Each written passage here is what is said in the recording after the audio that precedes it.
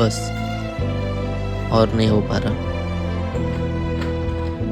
5 वर्ष झाली इंस्टाग्रामवर फेमस व्हायचं ट्राय करतोय. सगळ्या गोष्टी ट्राय केल्या, रील, ट्रेंड, कन्सिस्टन्सी, पण रिझल्ट सेमच. फॉलोअर्स 1000च्या वर कधी गेलेच नाही. खूप वेळा वाटलं इन्स्टा डिलीट करू, सोशल मीडिया बंद करू,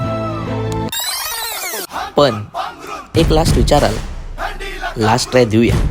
6 महिने इनॅक्टिव्ह होतो, काही पोस्ट नाही, पण आता माझा बड्डे येतोय.